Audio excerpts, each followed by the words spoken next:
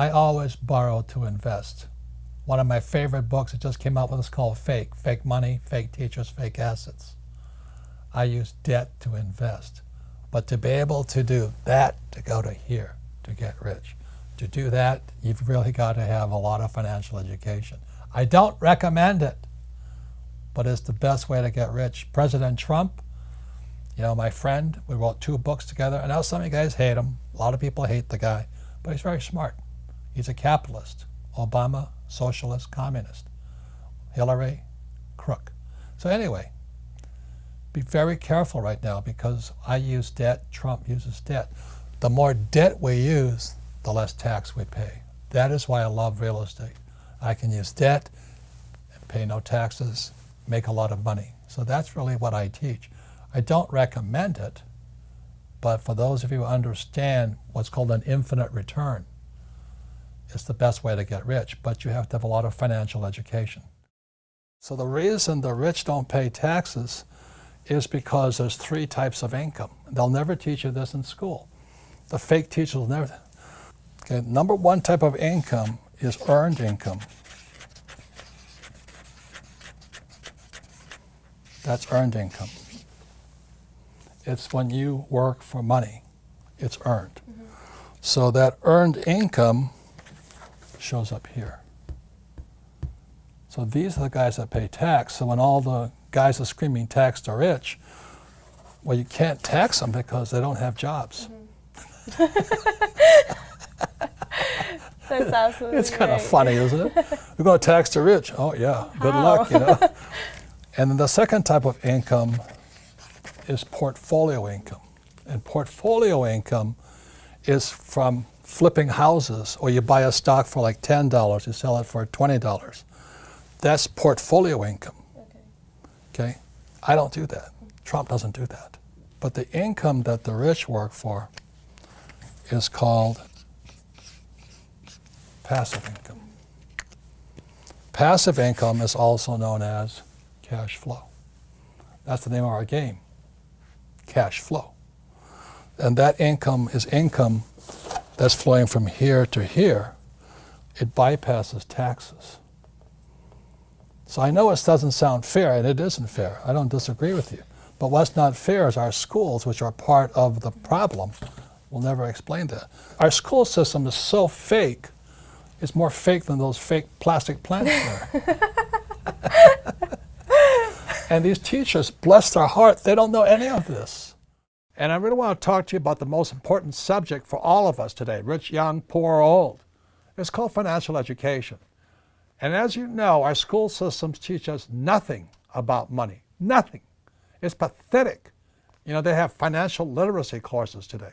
Well, that's not financial education. You know, it's really pathetic. And what's happening for most people today is, you know, they follow that age-old mantra, go to school. What do you learn about money at school? Nothing. Get a job. Well, jobs are disappearing. Not only that, is that with artificial intelligence and G5 coming, more jobs are going to be wiped out, plus with driverless cars, more jobs are getting wiped out. So why would you go to school to get a job? And then work hard for money, but pay taxes. Taxes are going to keep going up, sports fans. They have to. Somebody's going to pay off this massive mountain of debt stacking up all over the world. And the only way they pay off debt is via taxes. And then they tell you to get out of debt. Oh, God. Debt is money. Please understand me. In 1971, when Nixon took the dollar off the gold standard, money became debt. So the rich know how to use debt to get rich. And that's what I do. My friend Donald Trump, I know some of you hate the guy, more power to you, you know. But we use debt as money. And other guys will tell you get out of debt. Well, you choose. The rich use debt to get rich, and the poor and middle class get wiped out because they're in debt. That's because of the lack of financial education. And they tell you to invest for the long term in a well-diversified portfolio of stocks, bonds, mutual funds, and ETFs. The key word in there is invest for the long term.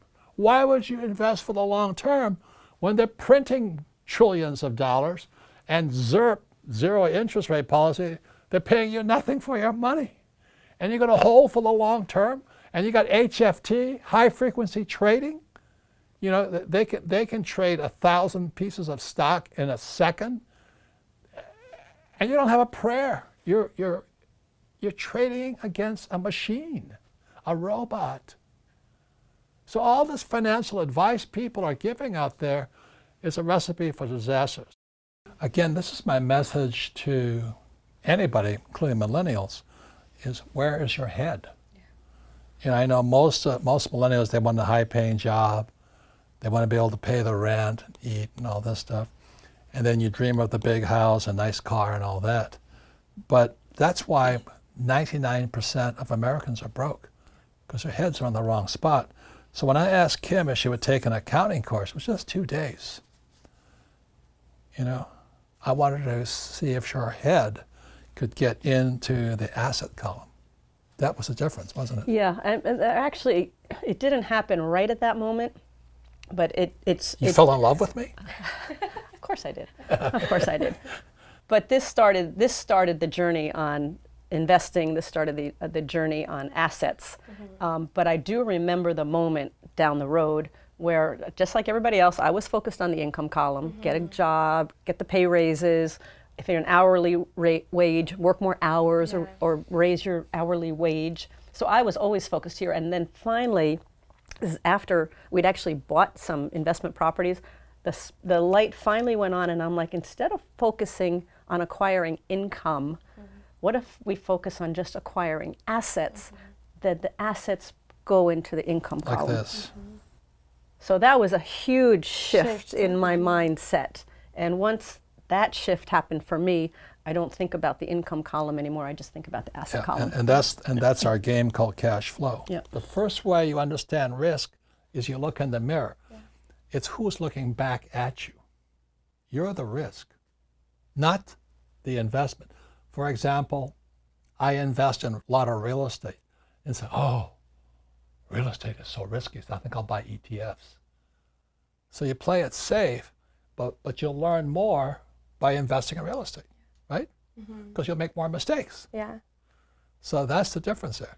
So it's not real estate that's risky, it's you're risky. Yeah, and sometimes it's ironic because I think about it like, so blindly turning your money away to someone you barely know isn't risky.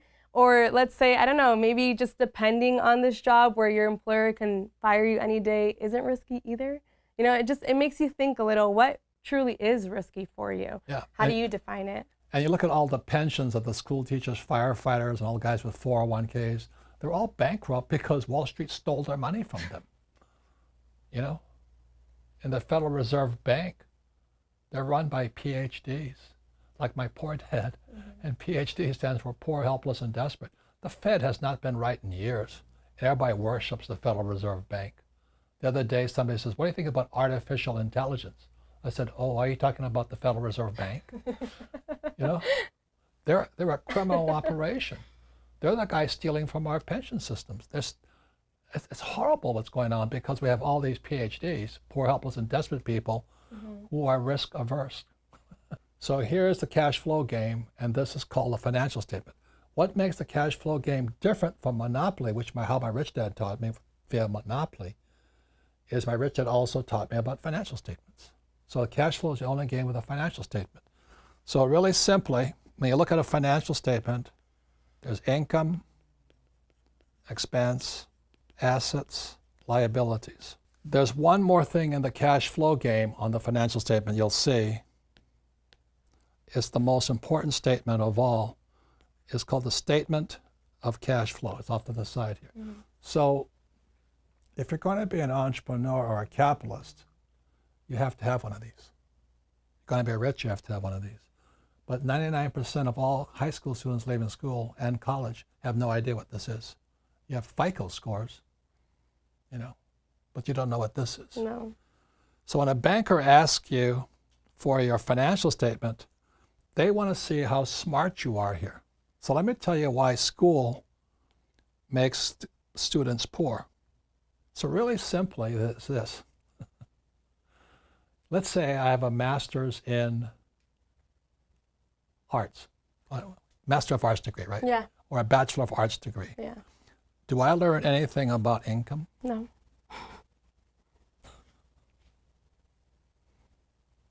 What about Greek mythology? Oh, there you go. I That's learned very important. nothing about income. And we wonder why kids are leaving school, or young generation, looking for that high-paying job.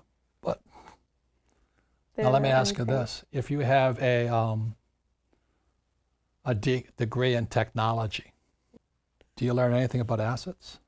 Never. So you could be a techie and you know nothing about this. Yeah. You could be a techie and know nothing about this.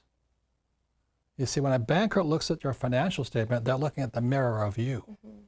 This is a reflection of you. Mm-hmm. And if you got Jack here and Jack here, then you're not that smart financially. Yeah. So the reason the cash flow game is such an important game, it teaches you what is important to your banker or for a capitalist or for an entrepreneur, is that an entrepreneur's got to know how to increase their income. Yeah. And an entrepreneur's got to know how to create assets. Mm-hmm. If you don't know those two things, you should not be an entrepreneur. Mm-hmm. You should be an employee, which is why so many young people coming out of school have massive student loan debt over here, right? But they don't know anything about this and about this here. That's risky. Mm-hmm. And we always have to find outside resources to like find this information, learn this information, you know, taking courses here at Rich Dad, learning through your seminars. And so it's really astonishing how something that's supposed to prepare you for the future leaves you with just the most important documents that we're told that we need to have are a resume and your report cards, your transcripts. But in reality, if you're going to be an employee. Exactly. But for entrepreneurship, which is what a lot of people come to us for, this is where you can learn it here, because in the school system you won't. You see, if you're going to increase your income right over here, mm-hmm. you need a real teacher. If you're going to acquire assets, you need real teachers. Mm-hmm. That's risky. So the reason I say only lazy people use their own money is because it takes much more intelligence to raise capital. And so I've never been able, ever since my rich dad, since a little boy, my rich dad forbade me from ever saying, I can't afford it. He says, figure out how you can afford it. How can you do something? Figure out how you can do something. So over my lifetime, most of the projects I've started, I've never had any money. I like not having money because it forces me to think. I get creative. I have to educate myself. I have to talk to rich guys. Hey, how'd you do this? How'd you do that? How'd you do that? And what has happened to me, I just turned 72, I've never needed money. Because if I need money, I figure out how to raise it.